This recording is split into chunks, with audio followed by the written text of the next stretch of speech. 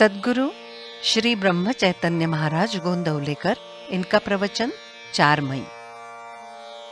सत्संग में रहें, सदा संतों की संगत करें। परमार्थ के लिए संतों का अधिष्ठान आवश्यक है। उन्हें खोजने कहीं जाना नहीं पड़ता। चित्त शुद्ध नहीं होगा तो संतों के पास जाकर भी क्या होगा। उन्हें हम देहावरण में न देखें।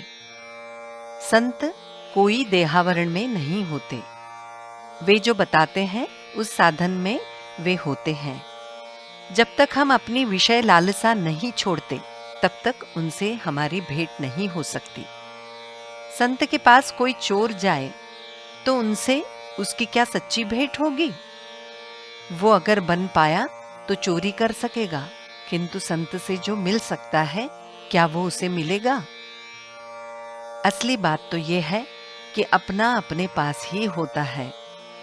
हम यदि चित्त शुद्ध करके जाएं तो हमारी संतों से भेंट होती है, और भेंट होने पर जो त्रैलोक्य में भी नहीं मिल सकता वो वे हमें देते हैं।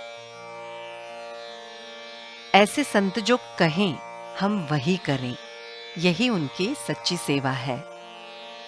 एक आदमी एक संत के यहाँ रोज दर्शन करने आता था। वहां और भी बहुत लोग आते थे, लेकिन वो किसी से बात नहीं करता था। कोई कुछ पूछते थे तब भी उत्तर नहीं देता था। उसकी मुद्रा सदा उदास और खिन्न रहती थी। किसी को भी नहीं लगता था कि उससे बात करें। इसी तरह कुछ दिन बीते। आगे फिर एक दिन सद्गुरु बोले, अरे वो मेरा पगला कहाँ है, वो आज क्यों नहीं आया। और बस ये उसने सुना ही नहीं कि वो आनंद के मारे उछलने लगा। और फिर जब वहां से जो गया तो आया ही नहीं। वो काहे को आता। गुरु एक बार मुझे अपना कहे, यही तो शिष्य को प्राप्त करना होता है, और यही उसे समझना जरूरी होता है। वो उस आदमी ने जाना और इसलिए उसका काम हो गया।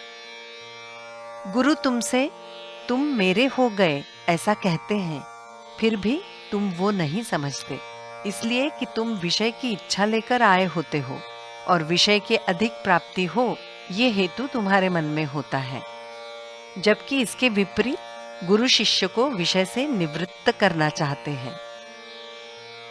गुरु की इच्छा के अनुसार यदि शिष्य असल में निवृत्त हुआ तो उसे पुनश्च विषय की प्राप्ति का स्मरण ही नहीं रहता।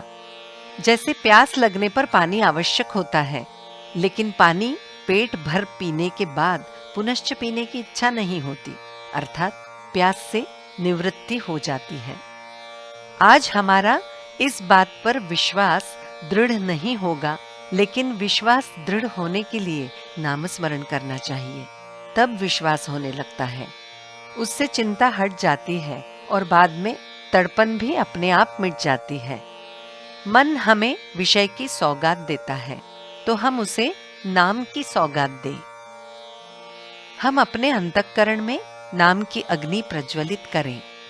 उससे अंतःकरण उलझने पर दोष ऊपर आएंगे, उन्हें हटाने पर अंतःकरण शुद्ध होगा। शुद्ध अंतःकरण से नाम लेने पर भगवान की कृपा का अनुभव होगा। नाम से ही अंतःकरण शुद्ध होता है। नाम से ही मन अंतःकरण में प्रवेश कर स्थिर होता है। संत जो कहेंगे वही करना उनकी सेवा है। जानकी जीवन स्मरण जय जय राम।